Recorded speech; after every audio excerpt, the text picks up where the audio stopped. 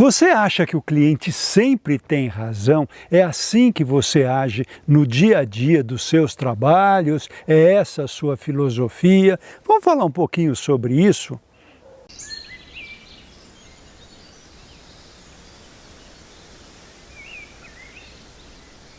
Pessoal, a semana passada eu participei de um seminário muito importante que foi o Adit Arc. O que é o Adit Arc? O Adit Arc foi promovido pela Adit Brasil, que é uma associação muito respeitada, mas em parceria com a ASBEA, que é a Associação Brasileira de Escritórios de Arquitetura. Para quê? Para fazer esse link entre empresários e profissionais do universo da arquitetura, do design, do paisagismo, etc. Aqui o objetivo é unir o universo da criação, que são esses profissionais que eu falei, mas, por outro lado, os desenvolvedores. Quem são esses desenvolvedores? São os incorporadores, os construtores, os investidores, ou seja, pessoal ligado ao ramo da construção civil no Brasil. E tinha cases de todo o território nacional, em várias categorias. Eu, por exemplo, participei da categoria Retrofit, que é o Cidade Matarazzo, que é toda uma área que está sendo renovada para um novo uso na cidade. Teve também a categoria de novos bairros, novas edificações, etc, etc. Mas o que eu quero falar aqui é que a ASBEA sugeriu fazer uma homenagem justíssima ao Alberto Botti. Quem é Alberto Botti? Ele é um arquiteto que agora está com 90 anos, teve uma carreira brilhantíssima. Ele e o Marc Rubin fizeram o escritório Botti Rubin há muitos anos e eles são um dos escritórios mais importantes do Brasil em termos de arquitetura. E Botti, na sua fala, como eu estou mostrando aqui para vocês, fez uma afirmação muito impactante, que o pessoal até respirou fundo quando ouviu. Ele disse o seguinte: o sucesso do nosso escritório ter sido tão longevo, ter tido uma carreira tão longa, foi devido a duas regras básicas. A primeira, o cliente tem sempre razão. A gente ouviu aquele na plateia. Segunda regra básica, caso haja dúvida sobre a primeira, vale a primeira regra sem restrição. Ou seja, o cliente tem sempre razão em todas as situações. Vejam, se tivesse sido um recém-formado falado isso, você dizia, mas qual é?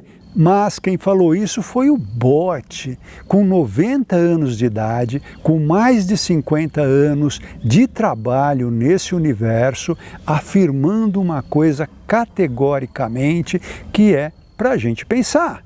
Então eu quero fazer uma pausa nesse vídeo para fazer uma reflexão. Você concorda com o Botti? Você age assim no dia a dia? É essa a sua filosofia quando você desenvolve um trabalho profissional?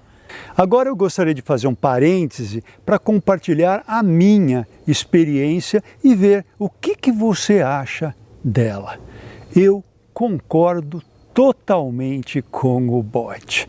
Acho também que o motivo de sucesso do nosso escritório é que o cliente tem sempre razão. Até porque quem vai morar lá, se for um usuário, ou então quem vai vender esse empreendimento, se for um incorporador, é exatamente esse cliente que está te solicitando o trabalho.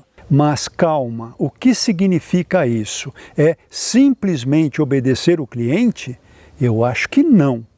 Isso eu acho muito importante a gente diferenciar o que é o cliente tem sempre razão e vamos obedecer cegamente o cliente. Certa vez eu estava numa palestra e uma pessoa, uma moça, falou: Abud, como é que você diz que o cliente tem sempre razão? Eu não consigo ser respeitada pelos meus clientes e eu obedeço eles. Um deles, por exemplo, pede para eu pegar um vaso, mudar de lugar, para eu tirar uma planta, colocar ali. Eu faço tudo o que ele quer, ele não me respeita.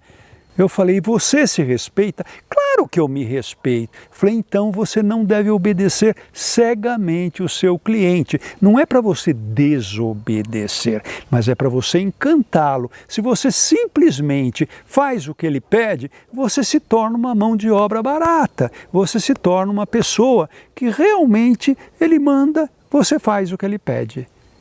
Quem faz isso no Brasil, principalmente, acaba não tendo respeito nenhum. É um empregado de segunda categoria. Desculpe, mas é assim que você está se tratando. Mas, Abud, como eu devo proceder? Você deve encantá-lo. Se ele pede para tirar uma planta e colocar em outro lugar, antes de obedecê-lo, você deve conversar com ele. Olha, talvez essa planta ali não fosse o melhor lugar, porque ela está tapando uma coisa importante na paisagem, por exemplo. Por que a gente não coloca ela ali para a gente esconder determinada coisa que não está bonita? E talvez ele comece a se respeitar. Comece a falar, uau, ela não me obedece, ela tem pensamentos próprios, ela é uma profissional. Tá certo? É essa a diferença. Agir como se o cliente tivesse sempre razão não é você ficar aí balançando a cabeça.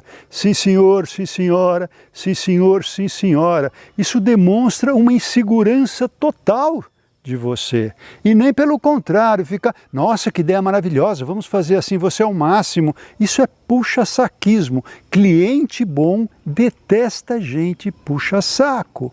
E lembre-se, o cliente só pede aquilo que ele conhece e faz parte do seu papel conhecer mais do que ele se você pretende ser um profissional sério.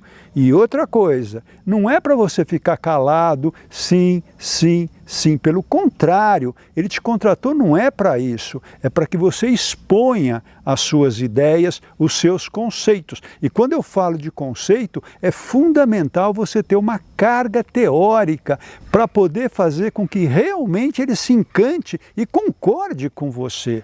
E mais do que a carga teórica, é fundamental que você tenha repertório. E o que é repertório?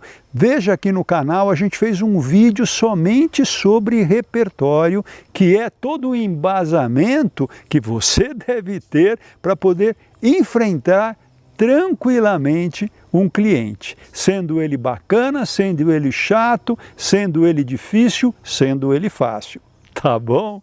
Porque eu acredito que realmente é possível você passar uma grande carga de conhecimento em pouco tempo, que é que eu tento fazer aqui nesses vídeos para vocês. Bem, para terminar, eu quero dizer que eu fiquei muito feliz, porque o bot depois apresentou alguns cases, poucos na verdade, e um deles foi o Brookfield Malzone, que é um empreendimento bastante emblemático, porque tinha ali no terreno ruínas de uma casa bandeirista que foi totalmente reconstruída.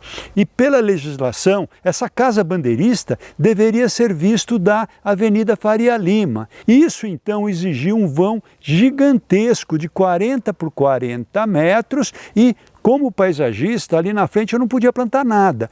Então a gente fez um enorme gramado, taludado, porque realmente já existia um desnível, e nesse gramado tem exposições de arte, como vocês estão vendo esses carros aqui, e também ele foi adotado pelo pessoal da Google, porque é ali a sede da Google. Então colocaram esses puffs e o pessoal fica ali batendo papo, observando o movimento da Faria Lima. Realmente esse gramado virou uma festa. Aqui nós trouxemos a água para a paisagem, desenhamos dois grandes espelhos d'água ladeados por palmeiras que se refletem então ao cair da tarde quando essas palmeiras são iluminadas. Bem, coincidentemente, nessa primeira edição do Adit Arc, foram apresentados mais dois projetos que a gente teve a participação como arquiteto paisagista. Um deles, na categoria comércio, foi o Praça Pamplona, apresentado pelo arquiteto Cruxim, onde nós fizemos um conceito também de oásis urbano, colocando muita arborização e forrações, como vocês estão vendo aqui. O quarto projeto foi o Diagonal by Pininfarina, lá de Fortaleza. Esse projeto foi desenvolvido pelo arquiteto Daniel Arruda, mas teve a fachada desenhada pelo escritório Pininfarina. E nós seguimos as linhas que lembram velocidade, que é o DNA desse escritório de design tão importante no mundo. É isso aí, pessoal. Deixa aqui o seu comentário que eu quero saber se você concorda ou você discorda que o cliente tem sempre razão, tá bom? Termino o vídeo deixando aquele nosso costumeiro abraço para todos vocês.